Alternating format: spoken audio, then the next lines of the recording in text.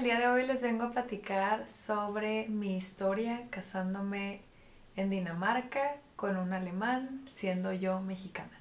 Hago este video porque cuando yo estaba en la situación empezando el trámite tenía muchísimas dudas y me metí a YouTube, a TikTok, a Instagram, a todos lados a tratar de buscar respuestas y sobre todo ver casos de personas o de parejas que ya habían pasado por este proceso, que les había ido bien. Y también tenía mucha curiosidad sobre cuánto tiempo tardaban en procesar las cosas, ¿no? Bueno, todo comienza en octubre del 2025 que mi esposo y yo nos comprometimos y a partir de ese momento empezamos a buscar dónde nos íbamos a casar, cuándo, cómo, qué sería lo más fácil. Como contexto, nosotros ya teníamos 4 años de novios, comenzamos nuestra relación viviendo en Estados Unidos, en Seattle, ahí nos conocimos, fuimos a estudiar una maestría, pero eventualmente la visa de estudiante terminó, él se regresó a Alemania y yo me regresé a México. Entonces empezó la relación a distancia. Siempre tuvimos muy claro que queríamos estar juntos y que íbamos a buscar la manera de volver a estar juntos, pero pues teníamos que aguantar un poco con la relación a distancia para tener más estabilidad, para poder hacer una vida juntos en uno de nuestros países de origen. Porque era muy diferente vivir en Estados Unidos siendo los dos estudiantes, teniendo el mismo trabajo, el mismo ingreso, a ya irnos yo a Alemania o él a México, porque ahí significa que uno de los dos está sacrificando, digamos, dejar todo atrás, todo lo que conoces, tu idioma, tu país, tu cultura, tu familia, tus amistades, para mudarte al país de la otra persona. Entonces sí queríamos tomarnos un tiempo para decidir cómo lo íbamos a hacer y qué era lo mejor para nosotros en este momento. Bueno, ese es todo el contexto, nos comprometimos en octubre y empezamos a evaluar, pues, en dónde, ¿no? Entonces, por ahí de noviembre decidimos, unos compañeros de trabajo de mi esposo le dijeron que en Dinamarca es un destino muy agradable y muy fácil para casarse como parejas internacionales. Entonces, pues empezamos a investigar y literal, googleé Getting Married in Denmark o How to Get Married in Denmark, ¿no? Y ahí me salió una agencia que se llama así, tal cual, Getting Married in Denmark. Y también me salió un grupo de Facebook que se llama Couples Getting Married in Denmark. Entonces me meto a este grupo, empiezo a investigar y veo que hay gente que organiza todo esto, el trámite sin agencia, y hay gente que lo hace con agencia. Nosotros, para no errarle y para, dijimos ya, o sea, ya estamos mucho tiempo a distancia, ya queremos pues lo más pronto posible poder hacer todo el trámite para que yo pudiera irme a vivir a Alemania, ¿no? Ahí ya habíamos decidido. Entonces contactamos a esta agencia, a los 3 4 días, ahorita voy a poner los screenshots, nos contestaron. Y te ofrecen ellos diferentes paquetes. Nosotros elegimos un paquete que te incluía hasta el servicio de apostillado del acta de matrimonio y te mandan una serie de documentos que ahorita se los voy a poner aquí en pantalla, que tú tienes que, bueno, la pareja tiene que imprimir, llenar, firmar, escanear y volverles a enviar. Piden que realices un documento que se llama Relationship Document. En nuestro caso fue un documento como de unas 40 páginas más o menos, donde ellos piden que pongas fotografías de la pareja, screenshots de mensajes desde el tiempo que ya no viven en la misma ciudad, fotos con las familias para demostrar que ya se han conocido. En caso de que siempre la relación hubiera sido a distancia, pues también poner screenshots de los vuelos que han tomado para visitarse o para estar juntos. Bueno, muchas cosas que te piden para comprobar que la relación sea cierta. Además de contestar un cuestionario y no me acuerdo qué más, pero bueno, esos documentos nos los mandan, los llenamos, los mandamos y como a la semana nos contestan ya para que elijamos en qué ciudad de Dinamarca nos queremos casar. Entonces, pues ahí estábamos viendo algunas páginas de turismo de Dinamarca como Visit Denmark, o en la misma página de Getting Married in Denmark vienen como consejos y recomendaciones para ciertos lugares dependiendo de los gustos de la pareja, que si te gusta la playa, que si te gusta algo más centro histórico y así, ¿no? Entonces nosotros terminamos decidiéndonos por una isla llamada, perdónenme por mi pronunciación, pero se llama Airoscoving, así se escribe en español. En danés no sé cómo se pronuncia, bueno, nos lo dijeron, pero está difícil, ¿no? Es como Airoscoving o algo así. Es una pequeña isla como a unas 3 horas manejando de la frontera con Alemania. Esto fue como en diciembre, nos aprobaron todo, ya pues nos casamos ahí, seleccionamos la fecha para finales de marzo. Entonces hablamos hasta con un abogado especialista en migración. Trabaja en Alemania, pero él es peruano. Entonces estuvo padre porque la videollamada fue en alemán y en español. Entonces cada quien resolvió los temas puntuales que tenía de dudas y estuvo muy bien. Eso también nos ayudó a saber qué necesitaba yo para prepararme para la visa de reunificación familiar alemana. Ok, ya tenemos check que nos vamos a casar en Dinamarca, estamos en más o menos enero. Ok, ¿qué nos falta? ¿Qué necesito yo para casarme en Alemania? Para esto ya habíamos evaluado la opción de casarnos en Alemania y no era una buena opción para nosotros y tampoco era México porque en los dos nos pedían más cosas a la persona que no es del país. Por ejemplo, a mí en Alemania me hubieran pedido apostillar y traducir todos mis documentos en español, como acta de nacimiento, solicitar un certificado de soltería, que mis papás fueran con un notario a certificar que yo estoy soltera, 80,000 cosas. Entonces, esto iba a tomar más tiempo y más dinero, entonces fue por esto y muchas otras razones que decidimos hacerlo en Dinamarca. Bueno, hablamos con el abogado y ya nos explicó que para mi entrada a... Yo volé a Alemania en marzo, que fue el mes que me casé, volé como unas 2 o 3 semanas antes de mi boda, y nos explicó que para yo ir a casarme no necesitaba solicitar ninguna visa, yo iba a entrar a Alemania normal, como turista con mi pasaporte, y pues ahí iba a estar unas 2 o 3 semanas, después fuimos a Dinamarca, nos casamos, todo salió hermoso, y regresamos a Alemania, me quedo otras 2 semanas más y me regreso a México. Ese era nuestro plan y así se hizo. Entonces, ya nos empezó a decir sobre la visa de reunificación familiar los documentos que yo iba a necesitar preparar. Eso varía dependiendo de cada país. Hay que checar en la embajada alemana de tu país. En el caso mío, que es México, los documentos que me pedían, los voy a poner aquí en la pantalla, eran los que yo me acuerdo, ¿no? Era la solicitud llenada, o bueno, sí, el formulario de solicitud debidamente llenado y firmado, una foto tamaño pasaporte, es importante que sea una, porque yo llevé 2 y como que, o sea, sí me las aceptaron, pero pues era una hojita así que traía 2 fotos, entonces me dijo, la hubieras cortado. Y yo por no querer meter mano ni tocar ya nada, pues no la corté, pero bueno, una foto tamaño pasaporte, no decía que era obligatorio, pero yo aún así lo llevé, un certificado del nivel A1 de mi nivel de alemán. Lo hice el examen en el mes de febrero en el Goethe Institute en Ciudad de México. Eso lo llevé y cuando me preguntaron si hablaba alemán en mi entrevista, lo entregué, ¿no? El correo de confirmación que te llega también lo tienes que imprimir cuando llegas a tu cita, llegar media hora antes, bueno, eso viene en la página de la embajada alemana de tu país. Entonces, pues ya, ¿no? Yo tenía todo y el certificado de matrimonio apostillado. En Dinamarca cuando te casas te entregan un certificado de matrimonio que viene en 4 idiomas. En danés, inglés, español y alemán. Entonces ya no íbamos a tener que traducirlo, pero sí apostillarlo. Entonces al día siguiente de nuestra boda nos despertamos a las 7 o 8 de la mañana para irnos hacia Copenhague. Lo que queríamos nosotros era evitar que no nos llegara a tiempo el certificado de matrimonio apostillado. El certificado te lo entregan al momento en el que te casas, ¿no? Ahí en el ayuntamiento o en el town hall de la ciudad donde te cases, pero pues no trae la apostilla. Lo normal de ese proceso hubiera sido que nosotros lo enviáramos por correo a Copenhague y en Copenhague lo apostillan y ellos te lo envían a domicilio en nuestro caso, Hamburgo, que es la ciudad en Alemania donde vamos a vivir, ¿no?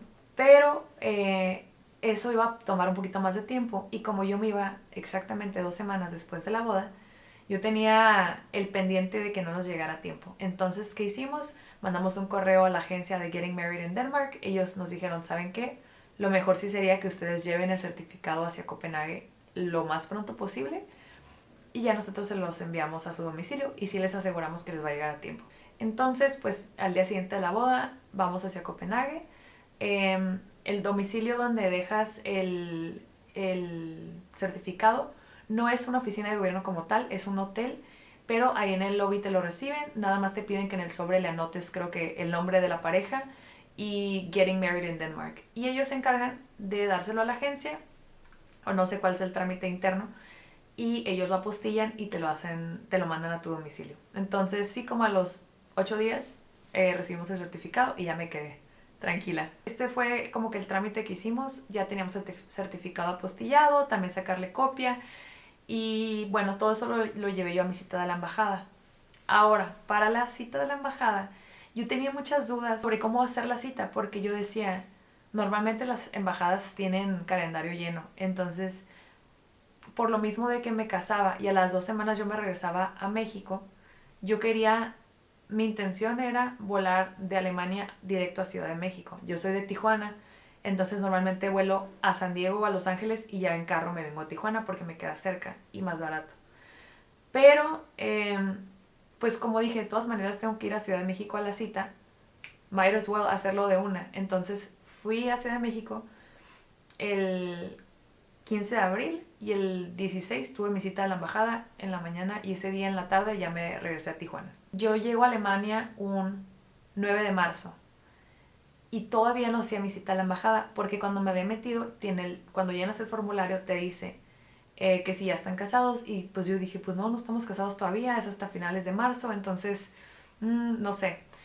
Pero no, ya después me empezó a ganar como el estrés y vi un video de un chico en YouTube que me ayudó mucho como a relajarme porque él estuvo en una situación similar.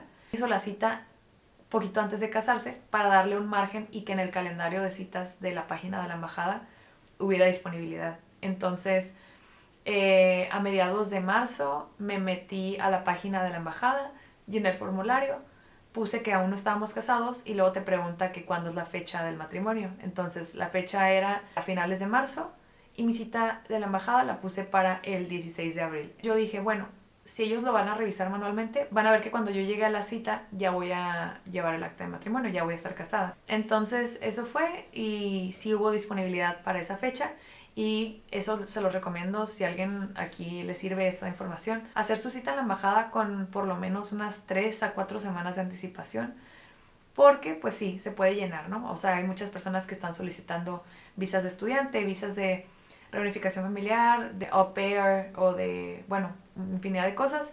Entonces, pues obviamente sí es importante considerar eso y hacer tu cita en la embajada con suficiente tiempo de anticipación para que puedas elegir una fecha que te convenga, sobre todo si no eres de Ciudad de México y vas a tener que hacer un viaje para llegar a la embajada.